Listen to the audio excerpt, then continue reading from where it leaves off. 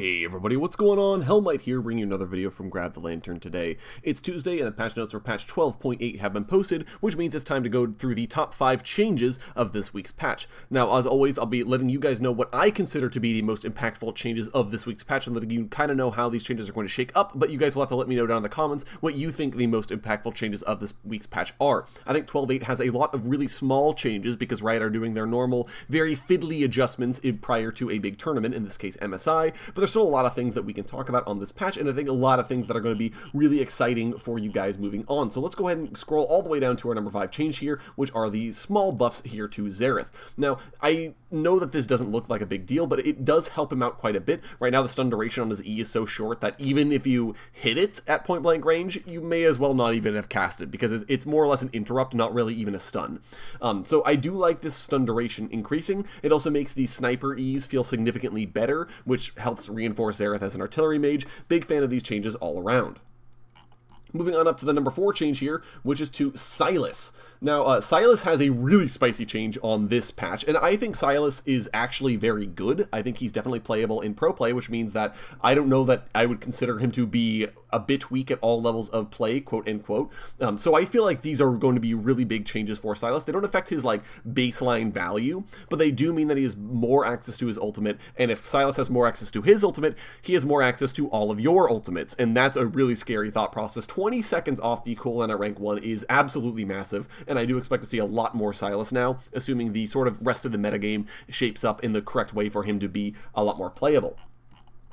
Moving on up to the number 3 change here, it is to Kaisa. Now, I disagree with these Kaisa changes. Riot are talking about how they're trying to move her away from her spam W pattern and more about getting a single big passive proc, which I guess makes sense for AP Kaisa specifically. The problem is, AP Kaisa sort of exists in this weird hybrid pattern on Summoner's Rift right now because of the prevalence of the Tear of the Goddess plus Luden's Echo builds that go into like regular on-hit AD builds afterwards. In that regard, all Riot are doing are buffing Kaisa here.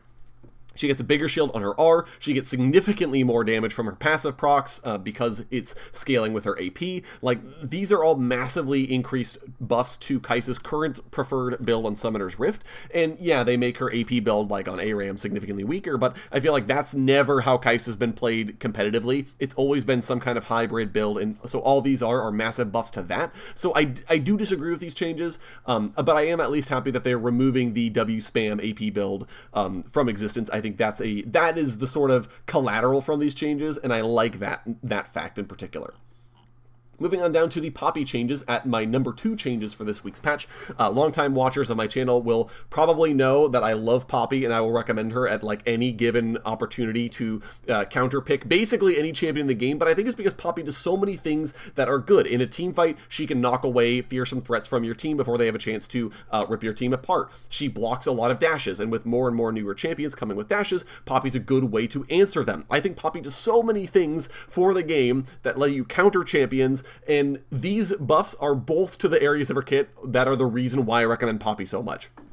Better access to her W is significant, especially with ability haste. You can get potentially now 2 casts of this ability per team fight, which is huge. I mean, absolutely massive change to this ability. And Keeper's Verdict is significantly more usable in all circumstances, especially when it gets canceled, because a 15-second lockout window is a lot more doable than a 30-second lockout window where you may as well not have your ultimate for this team fight, right? So huge changes all around for Poppy, and I think she's going to be a lot better to play, especially in the kind of situations that I've been suggesting you guys play her. So hint hint, maybe give her a try in your next couple of games.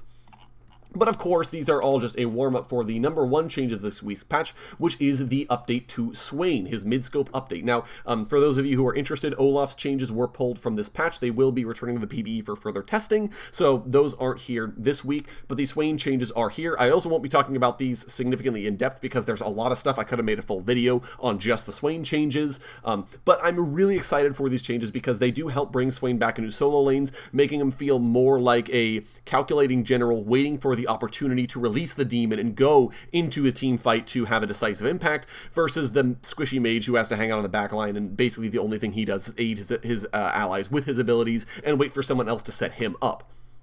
Now, the important parts of this rework overall are that Swain's passive pullback is gone. Instead, it exists as a reactivated version of his E. Basically, if he roots you with his E, he can reactivate the button to pull you back towards him, but it no longer triggers, therefore, off of any other crowd control that gets applied to champions.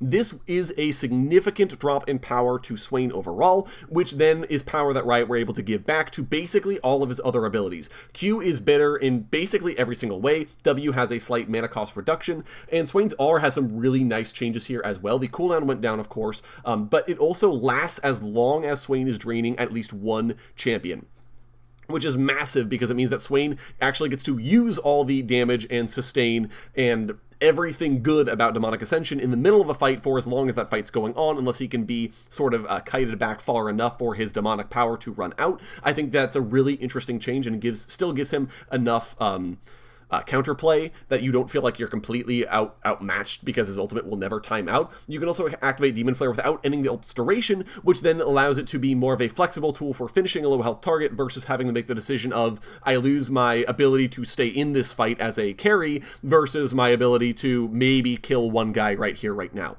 Big fan of these changes overall. I'm really, really excited to see Swain on this patch, but you guys will have to let me know what you're most excited for down in the comment section below, which changes you're excited to play with. Mine are obviously the Swain changes. That is going to be it for the top 5 changes of patch 12.8. Again, let me know which changes you're excited for down in the comments. If you enjoyed the video today, go ahead and leave it a like. And if you really enjoyed the video, consider subscribing. I upload a video every Monday, Friday, and on patch days like today as well. Once again, thank you guys so very much for watching. I do appreciate it. And I'll talk to you all later.